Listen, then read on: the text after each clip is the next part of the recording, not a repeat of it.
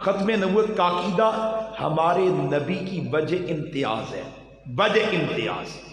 سارے نبیوں میں حضور ممتاز ہوئے ختم نبوت کے عقیدے کی وجہ سے، ساری امتوں میں امت ممتاز ہوئی خاتم النبیین کی نسبت کی وجہ سے، اور اللہ کی قسم ساری امت میں سے وہ امتی ممتاز ہو جاتا ہے جسے اللہ سرکار کی عزت، سرکار کی ذات، سرکار کی ختم نبوت کی چوکی داری کی توفیق عطا کر دیتے ہیں، وہ امتی ممتاز ہو جاتا ہے۔ آپ دور رسالت میں جائیں، مکہ میں کھڑے ہو جائیں تو آپ کو صحابہ بتائیں گے کہ ہمارا انتخاب محمد رسول اللہ سے وفاداری کی وجہ سے ہوا ہے، اور اس وفاداری کی وجہ سے ہم صحابہ میں ممتاز۔ وہ صحابی بتائے گا کہ میں صحابہ میں ممتاز ہوا نبی کی عزت کے دفاع کی وجہ سے، نبی کی ذات کی حفاظت کی وجہ سے، نبی کی ختم نبوت پر پہرے کی وجہ سے۔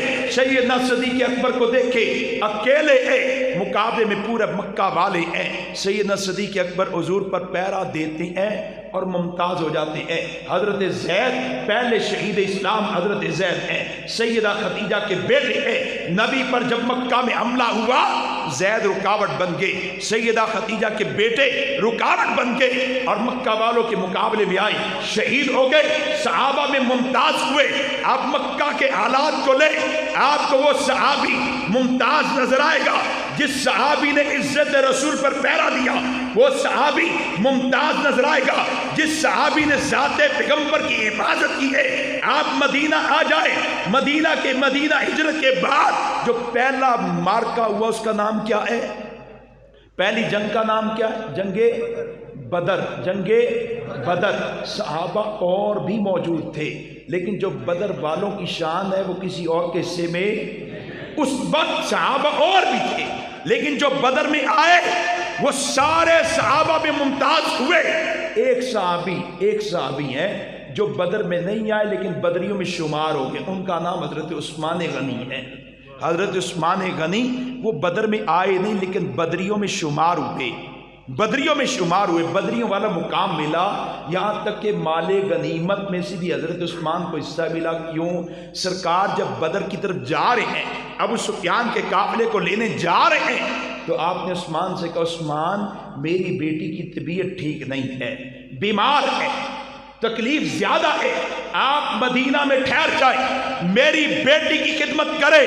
عثمان مدینہ میں ٹھہرے، نبی کی بیٹی کی خدمت کے لیے، بدر میں آئے نہیں، مدینہ میں ہے، نبی کی بیٹی کی خدمت میں ہے۔ اللہ نے نبی کی بیٹی کی خدمت اور حکم رسول کی وجہ سے مدینہ ٹھہر جانے کا بدل کیا دیا کہ بدریوں میں شمار ہوئے۔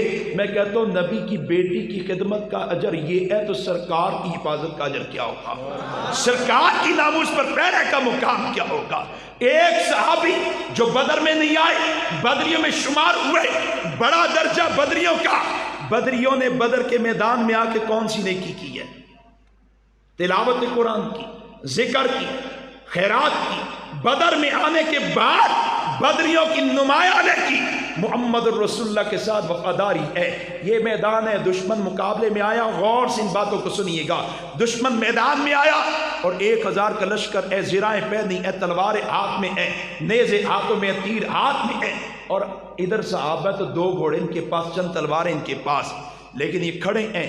حضور نے مہاجرین سے پوچھا مہاجرین تم کیا کہتے ہو، تم کیا کہتے ہو، کیا کیا جائے؟ سب سے پہلے جو بولے وہ حضرت صدیق اکبر ہیں۔ کہنے لگے اللہ کے نبی ہم آپ کے ساتھ ہیں، اللہ نے جو حکم آپ کو دیا ہم آپ کے ساتھ ہیں، ہم آپ کا ساتھ دیں گے، آپ حکم الہی پہنچائیے، آپ ہمیں اپنا ساتھ پائیں گے۔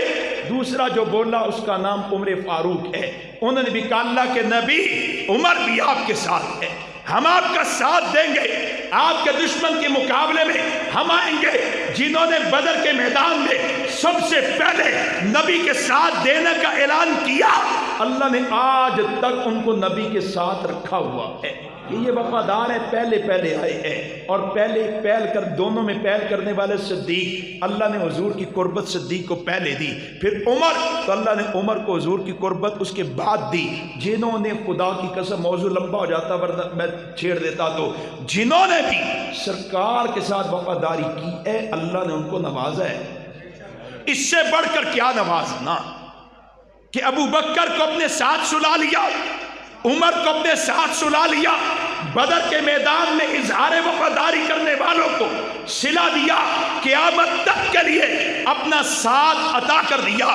यही मैदान आपने अंसार की तरफ देखा तो हजरत साद ने कहा अल्लाह के नबी आप हमारा इरादा पूछते हैं तो सुन लीजिए, हमने आसमान वाले रब को नहीं देखा, आपने फरमा दिया मान लिया। हमने फरिश्तों को उतरते नहीं देखा, आपने फरमा दिया मान लिया। रब्बे काबा की कसम, हुक्म कीजिए अपनी सवारियों को समंदरों में डाल देंगे, हुक्म कीजिए अपनी सवारियों को पहाड़ों के साथ टकरा देंगे। हजरत मिकदाद भी खड़े हुए और बाज़बान हाल कहने लगे अल्लाह के नबी भी तलवारों वाले सामने है, चलाएंगे गर्दनें उतर जाएंगी, बाजू कट जाएंगे, लेकिन हम ये भी जानते हैं हमने आपसे मिना की रात वादा किया था, आपने वादा लिया था कि आपके साथ हमने वफा करनी है, आपका दिफा करना है। अब हम आपको कौमे मूसा का जवाब नहीं देंगे, हम नहीं कहेंगे आप और आप तरफ जाके लड़े, हम तो आपके दाएं से बाएं से आगे से पीछे से लड़ेंगे, अपनी औरतें बेवा करवा जाएंगे, बच्चा यतीम छोड़ जाएंगे, लेकिन आपके साथ बेवफाई नहीं करेंगे। ये बदर वाले वफादार थे, डट गए। अल्लाह ने इनकी शान मुकाम बढ़ा दिया है, बढ़ाया, और इतना बढ़ाया कि कहा ये कोई भी जुर्म करे सारे जराइम माफ हैं, कोई इन पर तनकीद नहीं कर सकता। हजरत हातिब उन्होंने जब रुक्का किसी औरत को देख के मक्का वालों को रवाना किया था फतह मक्का से पहले, तो हजरत उमर को पता चला, हजरत औरत पकड़ी गई, लंबा वाक़या पकड़ी गई, हुजूर के पास आई, पूछा किसने रुक्का दिया, कहती हातिब ने। ये मुखबरी है नबी की, नबी के राज को फाश करना है। हजरत उमर ने सुना हातिब ने दिया, तलवार निकाल ली, मैं हातिब मुनाफिक की गर्दन उतारूंगा।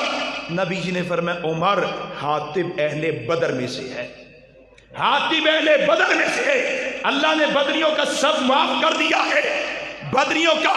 और वो कोई साजिश भी नहीं थी, मुनाफिक भी नहीं थे, मोमिन थे। बच्चा क्या थी कि वहाँ पे बच्चे रहते हैं, बीवी रहती है, नबी जी के साथ नुसरत का वादा है, मक्का तो आ गया, लेकिन मेरे बीवी बच्चे पे बच जाएं तो दो दो नफे हो जाएंगे। तो बहरहाल बदरियों की शान बढ़ गई। आप ओहद में आइए, ओहद के सारे सहाबा जान